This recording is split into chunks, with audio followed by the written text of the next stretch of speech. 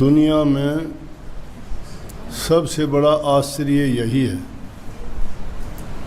कि रोज़ाना हम अपने साथ के लोगों को बिछड़ते हुए देखते हैं। कोई उम्र का या ये नहीं देखते कि भाई ये अकेला था, घर परिवार में और लोग भी थे, इनकी कोई मजबूरी होगी। हम सोचते हैं ये बात, लेकिन ये जीव तो संसार में अकेला आता है, इसका कोई संबंध किसी से है नहीं। संबंध या तो यहाँ आके बना लेता है या पिछले जन्मों के कोई संस्कार और कर्म का कर्ज है वो लेके आता है। लेकिन आँखों से रोज़ाना देखते हैं, बिछड़ते हैं। बाकी जो लोग रहते हैं वो नहीं सोचते कि हमने भी इसी रास्ते जाना है।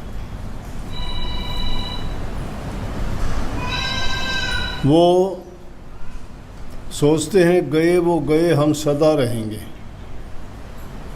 हमने नहीं जाना, हमारे पास मौत नहीं आएगी। और ये बात सोचते हैं, इसीलिए पाप कर्म में, बुरे काम में, लूट खसूट में, उन लोग कामों में लगे रहते हैं। किसी को दुख देना, खुद भी बिना सोचे समझे से काम कर देना, सिर्फ अपने स्वार्थ और लालच की पूर्ति के लिए, अपने विषय भोग आराम के लिए, अपनी सुख सुविधा के लिए दूसरे आदमियों को कष्ट देते हैं और खुद सोचते हैं कि सिर्फ हमें सुख मिलना चाहिए, दूसरे के साथ कुछ भी हो। ये तो जगत की रीत है कि आए हैं सो जाएंगे, राजा रंक फ़कीर, एक सिंहासन चढ़ चले एक बांधे जात जंजीर। ये जगत की रीत है कि आए हैं और जाना तो सबको ही होगा, लेकिन एक जंजीरों में बंधा हुआ जाएगा और एक सिंहासन पर बैठ के जाएगा। जंजीरों में बंधे हुए कौन जाते हैं? खोटे मंदे पाप कर्म करने वाले।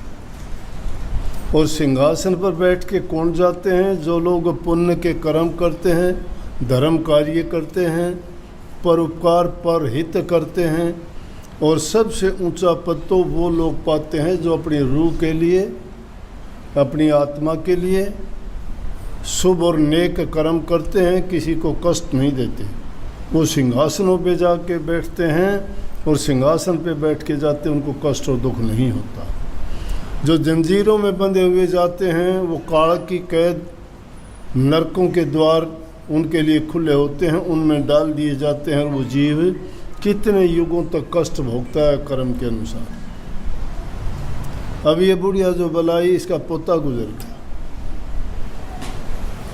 बीतते सबके साथ है। किसी का भाई गुजरा, किसी का पिता गुजरा, किसी की माँ गुजरी, किसी की बहन गुजरी, किसी की स्त्री गुजरी, किसी का पति, दादा, कितने रिश्ते हैं हमारे सब के गुजरे हैं। कोई भी घर, मकान, परिवार ऐसा नहीं जिसमें कोई गुजरा ना हो। जगत की रीत है, जो पैदा होता है उसको अवश्य मरना पड़ेगा, जाना पड़ेगा। दुख होता है किस लिए? अपनापन मानते हैं, हमारा है वो। लेकिन संत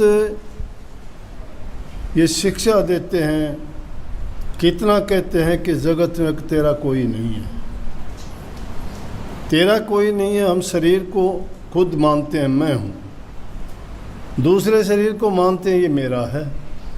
मैं हूँ तो ये मेरा बेटा है, ये मेरा भाई है, ये मेरा चाचा है, ये मेरी पत्नी है, ये मेरी संपत्ति है, ये मेरी धन दौलत है। दो ही चीज़ों का काम रह गया, मैं और मेरा। और मैं और मेरा का जब तक ये इंसान से छूटता नहीं है तब तक वो कर्म की मार से बरी नहीं होता है। अब मैं और मेरा मान लिया, वो चीज़ बिछड़ती है, छीनी जाती है। छीनता कौन है? वो तो अपने आप बिछड़ेगी।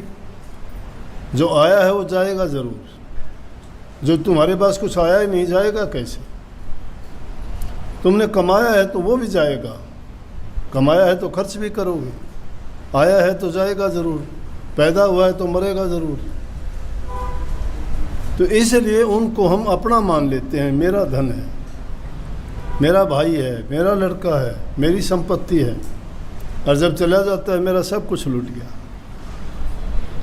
अब वो रोना धोना बाकी रह जाता है। अगर उस चीज़ में संतों की शिक्षा, महापुरुषों ने शिक्षा दी है कि इस संसार को तुम्हारा तन दे दो, तुम्हारा धन भी दे दो, लेकिन तुम्हारा मन ना दो किसी को। तन और धन दे दो, कुछ नहीं दिया। मन अगर दे दिया तो समझो लुट गए। तो मन जिसको दे दोगे, मन को कोई संभाल के नहीं रखता, किसी न किसी रूप में कष्ट देगा वो। और शास्त्रों में जो बताई गई बात इस जीव के कल्याण की, कि तन मिला है तो तन से सेवा करो, मन से प्रभु के नाम का सुमरण करो, अगर धन है तो दान पुण्य, भूखे गरीब की मदद करो। ये त्रिविध कल्याण है।